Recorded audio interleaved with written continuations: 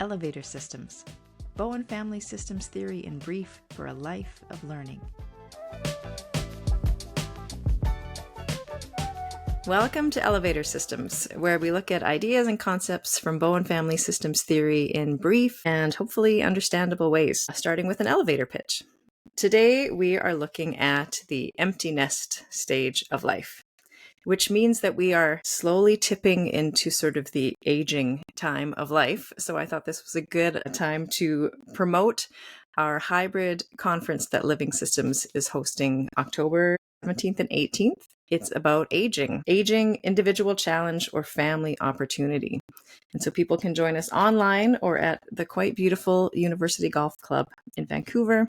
Amy Post is one of the keynote speakers, as well as we have two university scientists from around Vancouver and a number of smaller presentations and interviews on lots of more specific aging topics. Including yours. Including me, yes. So it's great for clinicians, professionals who work with seniors and their families, and anyone who has aging loved ones, which is probably everyone, I would say. So yeah, I'll put links in the show notes for more information and to register. All right. I don't like ads on podcasts. It feels a bit like an ad. Back to the show. Today we are talking about the empty nest time of life. And at the time of this recording, I am 5 days away from the full empty nest experience. So that's exciting. But we did bring a seasoned empty nest guest. Today we have John Bell with us. Welcome, John. Well, thanks for having me. John is an ordained United Methodist pastor who became interested in Bowen theory after hearing Peter Steinke say, "Good leadership rises about the anxiety of the group."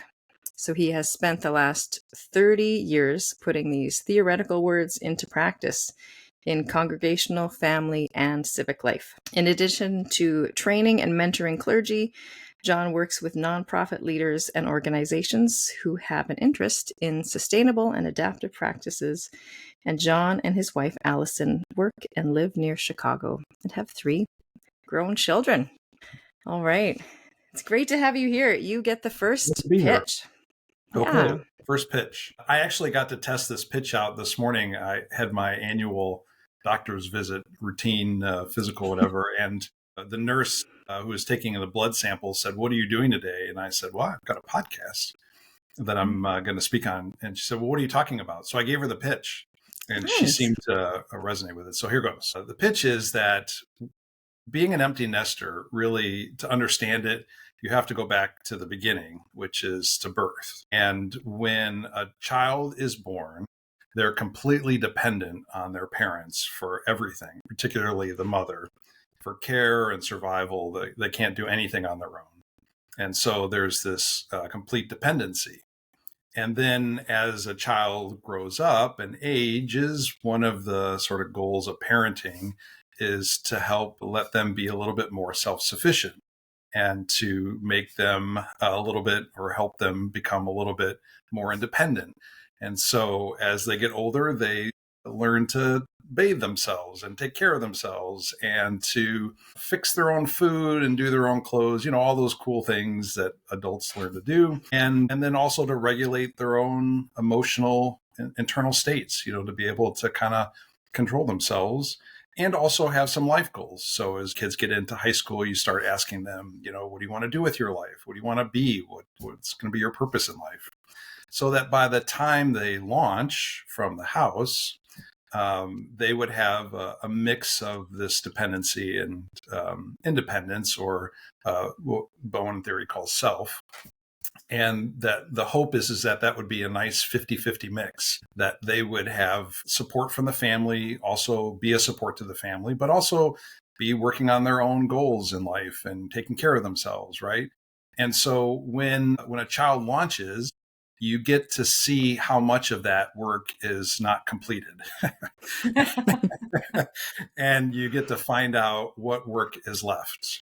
And I was thinking, In fact, I joked with this nurse this morning that I think that's why adults end up in therapy, is because they're trying then to resolve all of this that didn't get resolved in the primary triangle or with the parents as they were growing up. So it ranges from these launches can be really smooth and go really well to being really bumpy, where it sort of starts and stops, and a kid's leaving but then coming back, or a kid's not leaving and then trying to figure out what to do, or kids leaving and then never seeing them again. Right. So it's just this a lot of variation in how it goes. But I think it really, empty nesting is really coming face to face with how well the parenting process and development process went. I think you hit on a lot of things I was thinking about too. So as I was thinking about this and doing some reading on it, I looked through my family life cycle book and a couple other sources. And one of the things that I found really interesting to think about this period of time in a family's life is there is a lot going on, and there is a lot of variation in what might exist in a family during this sort of empty nest phase. I thought of launching. There could be divorce, there could be remarriage, there could be challenges to the marriage, there's potentially aging and death of parents. I think that there's the marriage of children and children having children. So I think there's a lot going on. So I wanted to think about a concept that relates to this. So I'm going to go with the big differentiation idea and thinking specifically of fusion. I found this definition by David Freeman that I thought resonated with what people might be up against. And his definition of fusion was, fusion occurs when two or more people join forces to agree on a shared view of reality in order to deal with some external threat or internal discomfort. It is a reactive mechanism to reduce anxiety. And what I thought about with this time, and I'm going to use in my example, is I think the empty nest time is sort of another place where you look at this view that people have of the reality of that situation, and how fused is that view of the reality, how discrepant is that view of the reality, and how does that show up in the tensions in the relationship, and what response does that when people begin to think differently. And I'm about to go into my example, so maybe we'll leave it there, but I just thought this is a time that definition of fusion specifically is thinking about how do we understand what this space and time means for our family system and has meant throughout the generations. So there's my pitch. All right. My pitch is actually also my example. So I'm really breaking with protocol here today. When was the last time you saw a plate spinning routine?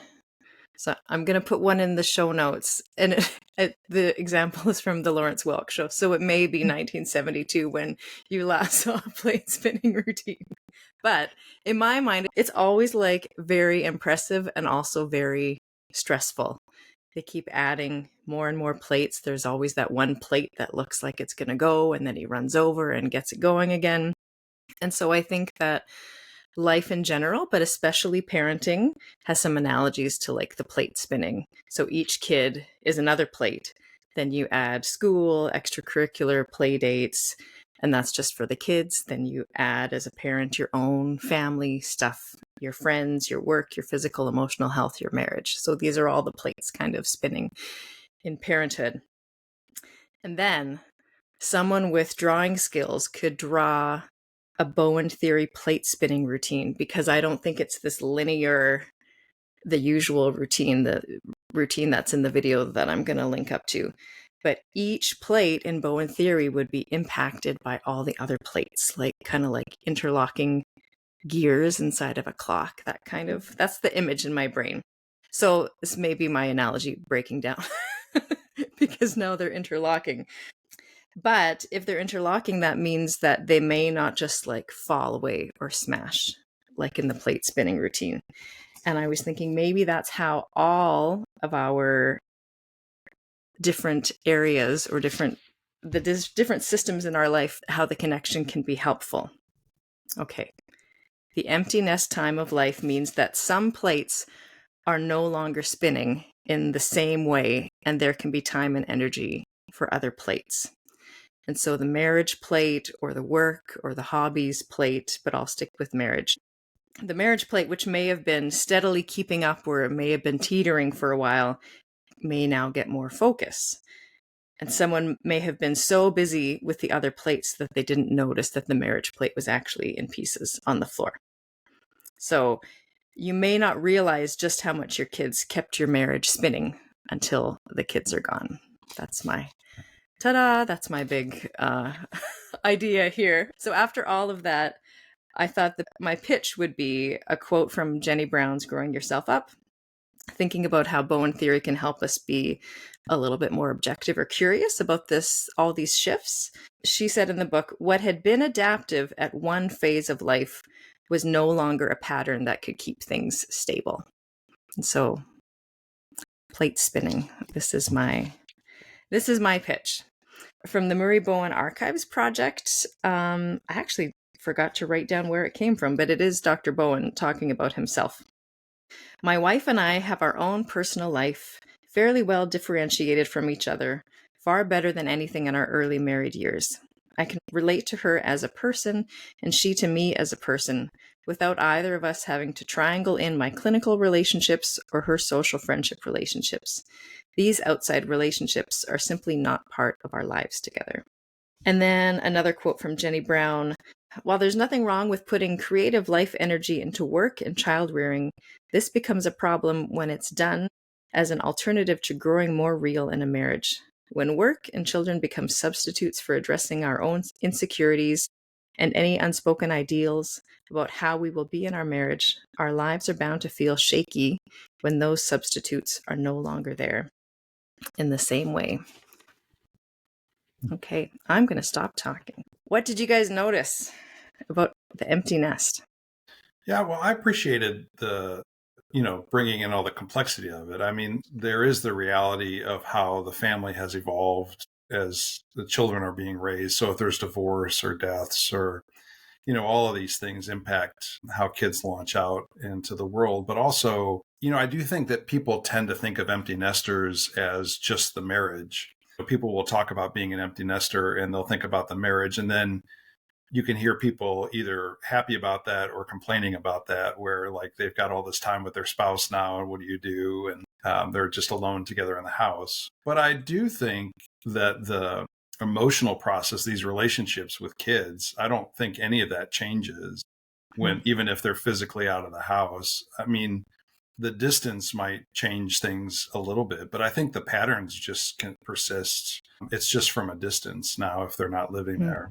So I think it is about, it certainly is an opportunity to work on the marriage when you're not running interference all the time with kids and, trying to negotiate all schedules and everything. There's a little bit more time for that. But I do think, to your example, Dixie, of how you kind of see in what ways the kids have been playing a role and parents have been playing a role in the marriage. And I think that's what kind of gets exposed at this empty nest period, is you really get to see all of that for the first time.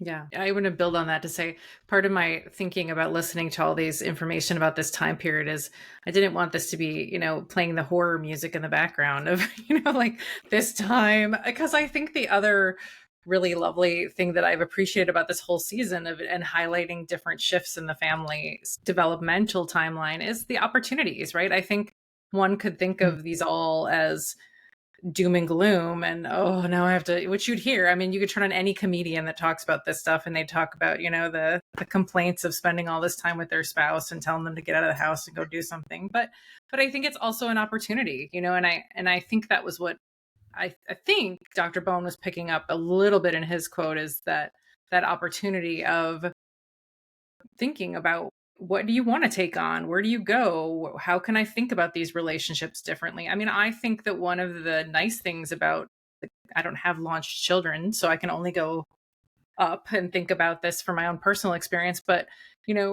I got to have a different relationship with my parents once I wasn't living in the household with them anymore. And I think that was nice. There was a little more flexibility to that, which I appreciated. My positive, my sunshine bringing in. Yeah, I do think the not having the financial implications, especially for adult children, I think is a big deal. I mean, I think it's hard to have kids in therapy. I'm sure you've talked about this, but having kids in therapy who are dependent on their folks for house and food and money and, transportation. And so it's hard to work on differentiation when you're under that situation. But when you get out of that, you're freer. I mean, I think people launch out thinking this is their freedom, right? And it is in a lot of ways. A friend of mine was just telling me a story about how one of their kiddos launched out, went to college, and got seriously into a relationship, started dating, was moving towards marriage, had a really good, solid job, but was still on the family cellular plan. So, because in the US, I don't know how it's in Canada, but in the US, it's just so cheap for everybody to get on the same plan. And so I even know families where adult children who are in their 30s, like, are still on the family plan and they make payments, or I don't know how they work that all out. But the friend was telling me that when their son was in this situation of having a good paying job, was on their own, they kicked them off the plan. And the son got really upset. And I think for like a month or two, didn't talk to his dad. But then, as the story was communicated to me, a year later, the son came back and said, "I'm so glad that you kicked me off the plan, because I realized that I could financially support myself and I could do all of these things and, be responsible and, have my own accounts and do all these things." He said, it gave me a boost of confidence about the fact that I could be independent and all these things. And I thought, I mean, I think that's part of the challenge, right? That goes on with moving kids out, or this launching off period, is you start to shift these responsibilities and kids start to take more responsibility for themselves. Yeah. And I was thinking, John, just tying that back to your pitch, right? That I think that as a family therapist, you could look at that and say, I wonder how much that mirrored their ability to kind of set boundaries when that kid was 2, or like to think about where their position was at that time, and would that mirror that now and launching it as an adult. I think that often is quite common, where if the person at 2 has a really hard time letting that kid go down the street, I said that the other thing about in the launching episode, I think I said, you see all these memes of these parents who are like destroyed when their children go to college. They just can't handle that separation. So I think that watching that parallel to when they were younger, it's good information. Does that mean my nest is only empty when all of our subscription plans are only my husband and I now? That's the new measure. Well, there's something to think about, Dixie. I don't know. Right. It really is. Well, I do think that's just so interesting, because I think the challenges that come up in being an empty nester is that when kids are in your house, you can go up to their room and have a talk with them, right? Or, you can work on this in real time, day in and day out. When they move out, it's not quite the same. Yeah. And so the fusion that's there, the worry or the anxiety is still there and gets communicated out. But I also think about, kids that, especially if there's a cycle or pattern of cutoff in the family, once kids move out, sometimes they experience this freedom, and it's short lived, but they are just launching out and they don't want to have anything to do with their family. And then it's really hard to stay in touch with them, right? And if a parent is trying to stay in contact with them and kids aren't being responsive. So, these challenges that come up in empty nesting, it's also, I mean, I don't want to be negative on it. It's also a time for marveling at kids too. I mean, as a parent, you put all this energy and effort into raising your kids. You get to see all the good that they're able to do and the person that they've become. But that distance, provides just different perspectives. And how similar is it? I mean, like Katie sort of just asked, is if I were to think through each of my 3 kids launching and the way I have worried or stepped in or not stepped in or trusted them or not trusted them, I think it probably fits how we function through the first 18 years of their life. And how do you get more? How do you can keep working on that? Just like you say, that emotional relationship process is still there. Yeah. The thing that I always find interesting and frustrating sometimes about thinking in Bowen theory is I think you can take the same action, and depending on how the person is thinking about it, it's going to look very different in the lens of differentiation, right? I think a family could thoughtfully pool resources to have a cell phone plan, right? Like to say this is a good use of our time and our efforts, and we're thoughtful about it and no one's kind of being impinged. And then I think there's a way that a family could do that very immaturely, in that one example. Sure. So I had an example that I was going to amalgamate. I said when I was thinking about this topic, I was thinking of the people that sit across from me. One of the things that it made me think about is the discussions that I have in therapy around, probably mostly with individuals and couples, that start with, I thought that we would both retire at the same time. I thought that when our kids launched, they would stay in contact with me. I thought that, I got lots of examples. We would travel together and my partner doesn't want to travel, or they want to keep working, or, I thought we'd live close to our children and our children have now left to go other places. So I think that, kind of tying into my example of thinking about the fusion and what do you do in having ongoing conversations, I guess I was thinking about the marriage, when you didn't maybe talk about some of these things ahead of time about that life cycle. This is always my plug, I think, in these conversations, in these podcasts, is just to be interested and curious with the people in your life about these things that they sit in my office and say, well, I thought that, or I assumed would be another word for that. And how to just get curious with the people you're in relationship with in your family. That just is something constantly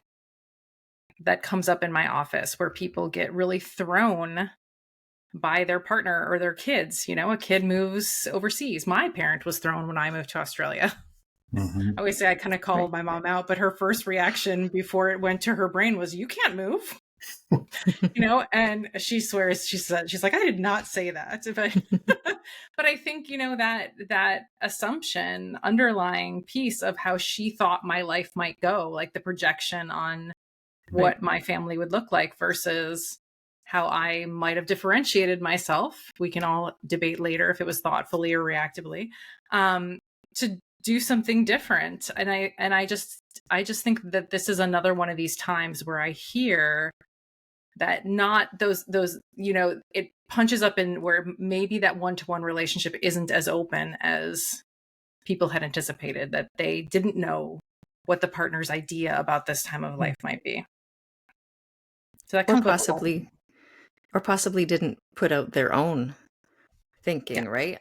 I always remind people that an I statement, not every sentence that has an I in it is an I statement. So I thought that such and such is not the same as saying I was hoping that this would happen. Yeah, that's a great point. And sharing what your hopes are. What your hopes are with your partner, with your kids, where you want to be, or maybe where you want to be versus telling them how to be. I know that comes up a lot when children move in places where parents weren't thinking they were, especially we have an episode coming up on grandparenting. Now, this is something I hear a lot where, those managing those relationships and how they want to show up in those relationships. Yeah, I do think that, I guess that's an I statement. I do think that,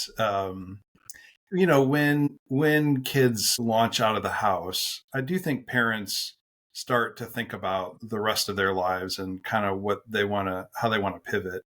And, depending on when people started having kids, how old they were, that can be a pretty quick window to retirement, or it could be a long window to retirement. Yeah. But I do think people start thinking about, what do I want to do with the rest of my life, or what do I want to do next? And I think that, again, is an opportunity in the marriage where, you negotiate out, how much time to spend together, how much time is separate. And then you can bump into these challenges of the fusion and this process for togetherness and, wanting to do stuff together, and then being able to have time alone and working on one's own purpose or project or whatever one has doing. That all, I think, continues to show up. But it is an opportunity in the marriage to work on those things and to create a little bit more space or freedom for each person to be able to pursue their own interests and do the things that are important to them, while staying in good contact with kids and each other as a spouse. And certainly lots of opportunities for sure, like you were saying, Katie. John, how do you invite people that you are in contact with? Because I know you know that you kind of have the ability to connect with different communities. How do you invite people to think about those ideas? Of what they're going to do with themselves. Yeah. Yeah. Well, there's a couple of things. I mean, I'll ask people, like, what do they like? Well, like, what do they like to do? There's a great networking question that comes out of asset-based community development. I don't know if you've ever heard of that, but it's a way to for people to connect with different resources in their community, people resources. Anyway, the questions are along the line of what's one thing that you know how to teach someone else, and then the other question is what's one thing that you want to learn how to do. And there are other questions too, but when you ask those questions of people, you get a sense of what they're working on. I remember I asked that to a woman once, and she pulled out her phone and she crochets and sells her crocheting at like flea markets and pop-up markets. But she had this huge, just all these pictures of all of these different projects she'd been working on. Never knew that, and then was able to connect her with other people who might be interested in buying, like what she was making. But I'm always interested in connecting people together based on their interests. And so I'm always asking people what they do, what they like to spend their time on, what they're thinking about. It's just become just a habit of mine. Yeah. Which is a thoughtfulness about, I think the empty nesting time can have that opportunity to either widen your community or potentially it might shrink. Yeah. Right, because you could lose a lot of the community building can be around kids' activities and what kids are doing. Mm-hmm. And I think even for my own parents, they sort of intentionally built a community that included parents from us as kids, but they kind of kept meeting and continued to have time together as a group past what we were doing or, what kids were doing. So I do think that's possible, but I can see where people would lose contact with those opportunities. Yeah. Dixie, so your example was plates, or did you come at us with a different example? It's just all the plates. And the mixed metaphor going into interlocking clock parts, but I saw a good team building exercise where someone was demonstrating how a system worked and just had people stand an equal distance apart from the other, and he only moved one person and then asked the people to readjust how to be equally apart from the people near them. And it was just it was a systems demonstration about how just one move kind of shakes things up. And I think, again, back to my little pushes, that could be a challenge or an opportunity, or probably a little bit of both. How with less people in the household, it brings about different challenges, different ways you need to adjust. Yeah, I guess my brain maybe went to kind of just the time management piece, because it's what I've noticed so much in these recent, it's in COVID my first launched. So it's been 5 years of seeing just having a little more space each year in the house, in my bank account, in my brain, and thinking about, I love Kathleen Smith's "Where's All Your Energy Going?" And just seeing the difference when my energy is no longer just focused on the kids, which I've been reasonably balanced in my, and hopefully factually based in the energy that I put with my kids. But I guess it would be interesting to sort of track as kids leave, what other places in the family system might a person's energy go to? Would it go to a sibling or to parents, or does it stay maybe physically distant but still enough emotional energy going towards the kids? Yeah, that reminds me of something I've been thinking a lot about lately, which is, when you're an empty nester and you got your kids, you're so aware of pursuing them anxiously when you've got to call them, and so I find myself thinking a lot about, well, I don't want to connect with my kids and just be like, how are you doing? How's things going? Are you okay? Like, is everything going well? Right. So then the question is, what does that relationship look like? Like, what kind of relationship do I want to have with my kids? And how do I want to show up in that relationship with them so that it's not focused on just pursuing them and worried about them, but it's an engaging conversation or a relationship where I'm interested in how they're thinking about things. But the challenge is how to do that in a way in which it's not an anxious pursuit, right? Right. It's not like a bait and switch where you call them up to tell them something and then say, okay, tell me how you're doing. How's, like, what's happening with Right. you? Why haven't you called me? Are you alive? It's all that kind of stuff. So I think it is important to be thinking about like and that's a question you can be thinking about even before your kids launch is, what do I want this relationship to look like when they're out of the house, and how to cultivate that as they're developing and growing. Yeah, I really liked your statement of how do I want to show up in this relationship. I think that's a really useful challenge for my brain. No, go ahead. How do I pay attention to the stirred up, the stirred upness, if that's a word, in me, as I think about that even now, as I have a younger child, I can do my own little check-in of how am I doing before I approach her. I always think that's a useful exercise for me personally in all of my relationships, is how am I doing before I move anxiously toward this other person or system. And so that's, I think that's a little bit of how I think about the project for myself, is that little check-in. How am I doing today? I had a good supervisor who used to say before a session, just doing like a little bio scan, right? Like, how are you sitting? Am I hungry? Do I need to use the restroom? Where are my thoughts going? How anxious am I? How am I feeling? One of those things that's just useful data as we enter into relationship. Yeah, that's what I was going to say. As you are, I was going to say dialing, but as you are texting your child, that check-in, can you check in with yourself first? Yeah. Well, what about takeaway ideas, resources, questions for people? Yeah, I find Dr. Bowen's quote to really be challenging. And I like the challenge, which is, how do you relate to a spouse without bringing other people or work or kids or anyone else into it? And how do you just see them as a human being, as a person, and are just interested and curious in them? I think that's a challenge for everybody.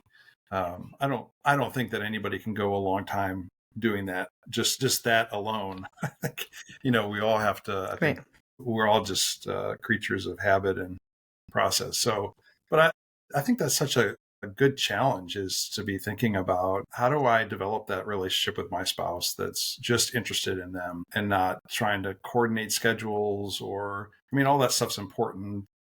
Thinking about what's going to happen and planning and organizing and worry. But how do I just have a conversation with them? I think it's a good challenge. Yeah. Mine was a little bit, I'm just going to add, because it's building off that, which is starting with my pitch, which is, an example is, how do you just open conversation with the people in your life about this phase, in the least anxious way, to invite curiosity of what do they think about this phase, or what are their hopes, what are their plans, what are their goals. I think, to be really interested in your spouse on what they want to do is a really great, curious question in the next, in this phase of their life, as it might be changing. Mine was in Growing Yourself Up, page 194, for the nerds at home that have it right there. There's a section called Losing the Security Props of Youth. Jenny Brown says, midlife is a bit like the halftime break in a football game. It provides the opportunity to step back and look at how you are playing the game and whether some adjustments in approach need to be made. And then she gives some self-reflection questions that I think were quite helpful. So, yeah. My mind went right to a football game I was watching last night where I thought it was all going well. My team was up. I walked, took my dog for a walk, and I came back and a different team was playing in the second half. So hopefully that's not how your midlife is.